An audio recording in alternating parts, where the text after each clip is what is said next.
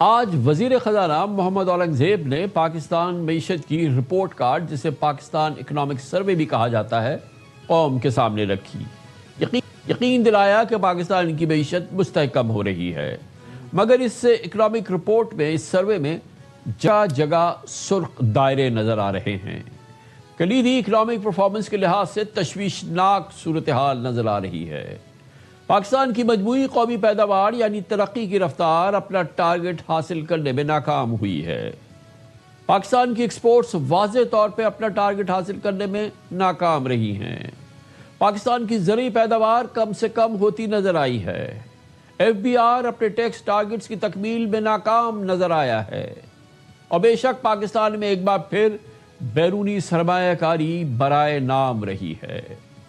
یہ وہ back ground ہے اور یہ وہ معاشی گارڈ ہے جس کو اگر غور سے دیکھا جائے تو ہم یہ کہنے پہ مجبور ہوں گے کہ پاکستان اپنی معیشت کے سالانہ امتحان میں بمشکل گریس مارکس کے ساتھ پاس ہوتا نظر آیا ہے۔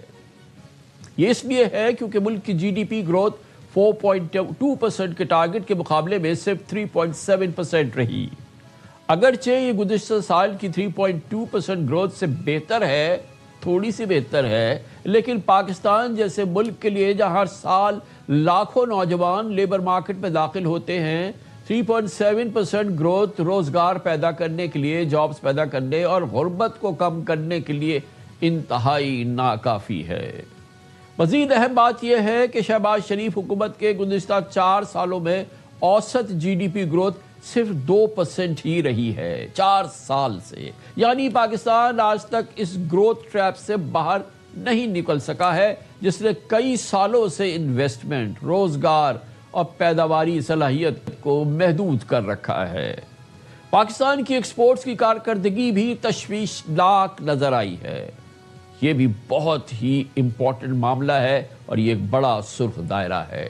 حکومت کے دعووں کے باوجود موجودہ مالی سال کے پہلے 11 مہینوں میں ایکسپورٹ صرف $227.91 بلین تک پہنچ سکی، جو اینول $32.8 بلین کے ٹارگٹ سے $4.8 بلین کم رہی ہے، کافی کمی رہی ہے۔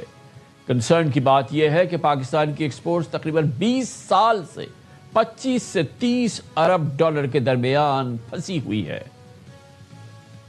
پاکستان میں ہم نے پچھلے 70 سال میں بدقسمتی سے ایکسپورٹس لیڈ گروتھ پہ کامیابی سے عمل پیرا نہیں ہو سکے۔